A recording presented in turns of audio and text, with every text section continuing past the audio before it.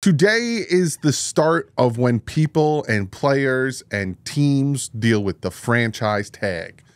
Will Christian Wilkins get franchised? Let's talk about it.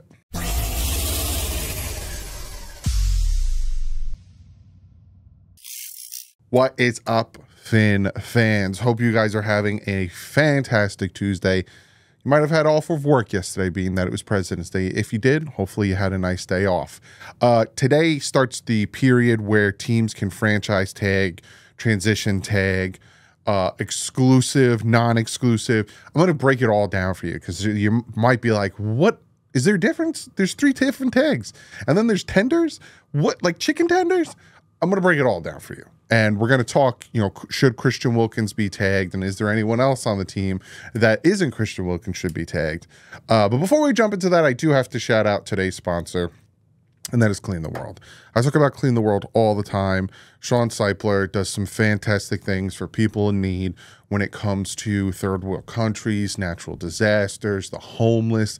He has shower stations. He put these kits together that are just amazing, that have soap, shampoo, toothpaste, toothbrush, and pair of socks. All great things. Click on the link in the description or go to cleantheworld.org and grab yourself some t-shirts. You can also put your own kits together. Great stuff. Love working with Sean and especially all the great things he does. So go check him out. So let's talk about the difference between the 3 tags. So there's a non-exclusive franchise tag, and I'm reading this right off of the NFL's legal web series, whatever. There's the non-exclusive franchise tag, and that's the one that's kind of most common, right? This franchise tag being that it's non-exclusive, you still have the price, which we will get to.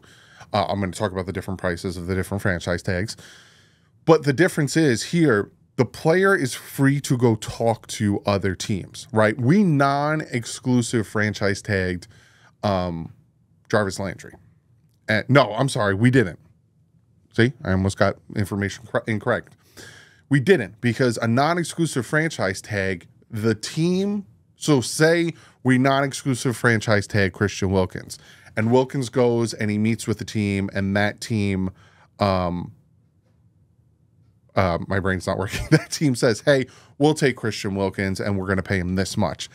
We have the right as the Miami Dolphins to match that offer. And if we don't match that offer, then that team that signs him has to give 2 first-round picks back as compensation. So again, if we non-exclusive franchise tag, which means he's not exclusive to us, we get compensation if he goes somewhere, signs with someone else under that tag, we get 2 first-round picks from said team that he signs with. An exclusive franchise tag means that that player is exclusive to the organization. Exclusive franchise tags tend to happen to teams that they know another team is going to pay two first-round picks to get that player. That's like, I'm trying to think of a player that might hit free agency that you don't want. Like, say they didn't give, I'm trying to think of a player, Josh Allen. No, screw it. Patrick Mahomes. Say Patrick Mahomes this year was ready to be a free agent. He would get an exclusive franchise tag because anyone would give up 2 first-round picks for him in a heartbeat. They would give him the money he wants, and they would give the 2 first-round picks to get Patrick Mahomes. So there's no way on God's green earth he would get a non-exclusive franchise tag. He'd get the exclusive one, which means the organization, that's him. No first-round picks, can't go out and negotiate, nothing. Then there is the transition tag. Now, with the non-exclusive franchise tag, the money on the cap and the exclusive franchise tag, the money on the cap is equivalent to the top 5% of that position. The transition tag is the top 10 salaries at that position. So it's a little bit cheaper, but the difference is that player is allowed to go and negotiate like the non-exclusive franchise tag. But the difference is if he decides to, hey, I like that so-and-so is offering me this contract, what could you do? And if, as the organization that put the transition tag on him says, that's too much for our money, he goes and signs with that team and you get nothing. So again, I'm going to say it again real quick so you guys understand.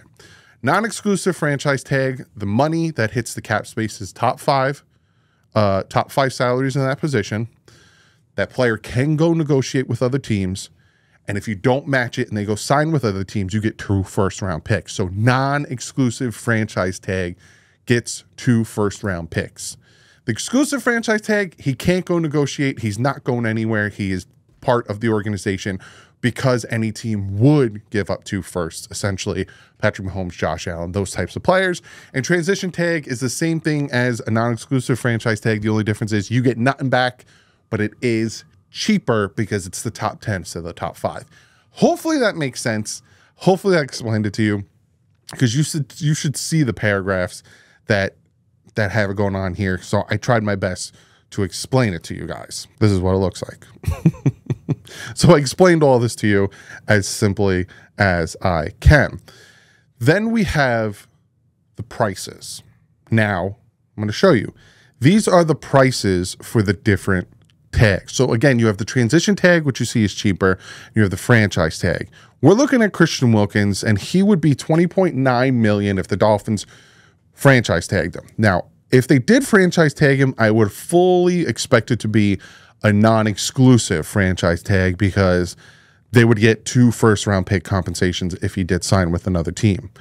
If they transition tagged him, it's $5 million less, $5.2 million less, give or take, but we get nothing back if we don't match it and he goes signs with someone else. That makes no sense. You pay the extra $5 million for the option to either match the contract or get 2 first-round picks. Now, you look at offensive linemen, it's around the same.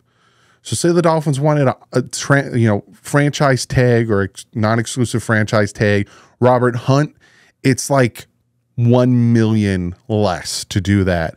Quarterbacks are huge because, again, you take the top 5 at the position and you get the estimate.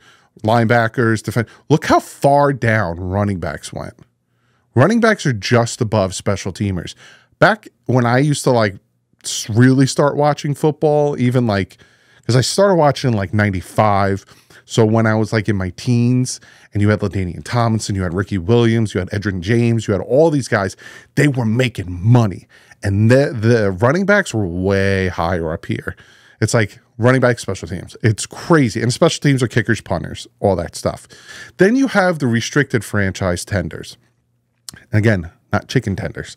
And if you put a first round tender on them, it's going to cost you $6.4 million, $6.5 if you round up on your cap hit. Second rounders, 4.6. And then right of first refusal, which means, again, you have the right to say, nope, I'm good, is $2.8 million. That's normally for like thirds and downs, like whatever. And there are some players that might get that first round or second round tender. So there is all the information. Now, like I said, today till March 5th, which is 1, 2, 3, 4, 5, next Tuesday, nope, 2 weeks from now, is when they had to tag them. So they have from now until the 5th. So they have about 2 weeks to decide franchise, non-exclusive, exclusive, or tender, transition, or if they're going to tender these players. Now, Christian Wilkins, he wants around 21, 22 million a year. If he does get franchise, exclusive or non-exclusive, it's going to be non-exclusive. Again, he's getting 20.9, rounded up is 21. He'll get his money, but if the Dolphins did give him a contract, it's not going to hit the cap this year at 21 million. It'll probably hit the cap at 21 million in about 2 years. He'll probably get, a big chunk of his money in signing bonuses. He'll get it in a signing bonus. There's like 2 different types of bonus he'll get money for. But when it comes to our cap hit, it wouldn't be as significant as 20.1 or 21 or 20.9 million. There's also, like I said, Robert Hunt. There's Connor Williams. But again, Connor Williams is injured. He tore his ACL. He's not coming back until October, if that, because an ACL injury is much more severe and much longer of a rehab process than a torn Achilles, right? Like Phillips is already starting to walk without his boot, without any, anything on his foot. That's a huge jump in the right direction. We might have him back middle of September when it comes to Jalen Phillips. But again, you got Chubbs and Bradley Chubb. My dad calls them Chubbs. Bradley Chubb or Connor Williams, they're not coming back till like middle of October, the earliest. So Connor Williams isn't going to get franchise tagged, but Robert Hunt might. And again, it's only $1 million lower. Do the Dolphins feel like Robert Hunt is worth $19.8, $19.9 million a year? Probably not.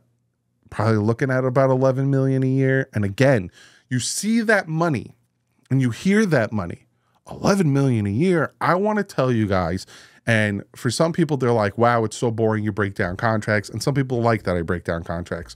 Because when you look at the contract, Omar Kelly taught me this. When you look at the contract, you don't look at the total money and you don't look at the average yearly. Because that average yearly is, they literally take the total money and they take the term of the contract and they just divide it. And there's your yearly. And, people will be like, oh my God, he's getting paid $42 million a year. But then all of a sudden you look at the first year on the contract and you're like, he's only $6 million against the cap. Like Jalen Hurts. I think he was like $3 million. And then this year he's only like $8 million against the cap. But when you do his yearly, it's a huge chunk. You don't want to look at that stuff. You want to look at guaranteed money, signing bonus money. You want to look at, this is why I break contracts now for you guys, because I was taught it and now I can, teach it upon you. So again, you look at Robert Hunt, you look at Christian Wilkins. Robert Hunt might want $12 million a year. Christian Wilkins wants $21 million a year. They might get it from Miami, but it's not going to be on the books salary cap wise until maybe their third year. And they might sign contracts where there's an out after the third year. So they'll get the 1 year of huge money. And if they continue to play like they will, they'll restructure it. AK Jalen Ramsey, AK Tyreek Hill, all of these guys where they're playing at where we need them to. So when we get to that point in their contract and it's a big fat money, we're just going to restructure it. We want you here for more years. We want you here. So we'll put that guarantee in a few more years just to stretch out the contract. I'm rambling and I do apologize, but I'm trying to teach things that I know so you guys understand at this process of the franchise tag. So I think the only person that is a possibility of getting franchise tagged is Christian Wilkins, and I 100% think it'll be a non-exclusive tag. I think if they were to do it, he would get non-exclusive tagged. He'd be allowed to go see what he's worth. And if no team's willing to pay him that 21, 22, because he wants to be the highest paid defensive tackle. It's already out there. If no team wants to pay him that high number he wants, and it comes back that teams are only really offering him Ed Oliver money, which is a great contract. I'll pull it up. If you look at Ed Oliver's contract, he got 4 years, $68 million, average salary $17 million. Again, Christian Wilkins had a great year last year, 9 sacks, most sacks in his career. But if he's offered this much, and like I said, you look at average $17 million, but you look, he's not making 17. He's making 9. He didn't make 17 last year. He will make it this year. A lot of it has to do with guarantee at signing and total guarantee. And then the signing bonus, $14.7 million. I would not be upset with this contract because for the first 2 years, it would help the Dolphins cap-wise. And next year, the cap's going up big. I'm going to talk about that again real quick because I said in my last video that the cap is going to go up and some people were like, they already estimated that. They kind of did, but the projections is more than what these websites estimated. Like the Dolphins might go from being negative 51 million over the cap to like negative 40, negative something different. So again, these are all estimations, but I'd be all right with this contract because again, if you look how the contract structured, 17 million average, but he's not getting it against the cap. And that's what's really matters, right? Yearly cash here, yearly cash here. You look at the signing bonuses and all that stuff, cap hit is where it matters, especially in our situation. So again, more rambling. I do apologize. I do think that Christian Wilkins will get non-exclusive franchise tag if he gets franchise tagged, and then they'll work on the contract or they'll let him go out there, test it. He might not get 21 million from anyone, but again, these teams that are going to offer 21 million to him, we might say, okay, you can have him, give us your 2 firsts. All of a sudden, Miami has 2 firsts this year. They have 2 firsts next year because we have our own and then someone else's team. Another one I want to talk about is tenders. And again, not chicken tenders, even though I am a little hungry. Jauan Jennings of the San Francisco 49ers is a restricted free agent. And those are the guys who get tendered. Unrestricted get tagged. And he is a guy that I could see the Dolphins going for. He had a great Super Bowl, had a touchdown, and if you bet that he had a touchdown, you probably won $1 million. But he's that type of third wide receiver that would be great in this system. Now, where would they tender him? Would it be a first rounder? Would it be a second rounder? Where would that be? And the way that works is it's a 1-year contract. Like I said, I showed you the different prices. First round is 6.4, second round is 4.6, and then right for refusal is 2.8.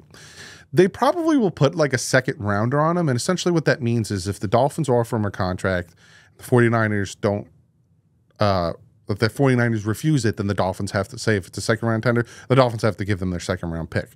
So I could fully see them tendering Jauan Jennings. He had a fantastic year for them. And if they don't, the Dolphins would probably try their hardest to grab him. The Miami Dolphins actually have a tender eligible player in Robert Jones. Now, where would they tender him? I don't know. But the possibility of getting Jones back for like $4.6 million and put a second round tender on him. So if a team that's desperate for a guard says, hey, we want to take Robert Jones from you, and they offer him like $8 million a year, the Dolphins are like, all right, take him and give us your second round pick. I like Robert Jones. I think Robert Jones is a good backup center, backup guard, and to pay him $4.6 million to be a backup, I'm fine with that. It's the same thing with Kendall Lamb, who's not a restricted free agent. I would like to bring him back because he was very good when Teron Armstead went down. So Robert Jones, I'd probably put a second round tender on him. I don't know if I'd right of first refusal. You get nothing back. It's essentially you just have the option. It's 2.8 million. You have the option to match it or let him go. So I'd put at least a second round tender on him and hopefully get something for him. But that's what I got for you guys. Again, if I said anything wrong, please comment below. Let me know where I was mistaken. But I hope I explained to you fully the different tags. I hope I explained to you fully what might happen with Wilkins and the tender and all that stuff. But other than that, I'll see you guys in the next one. But like usual, stay classy. My friends out.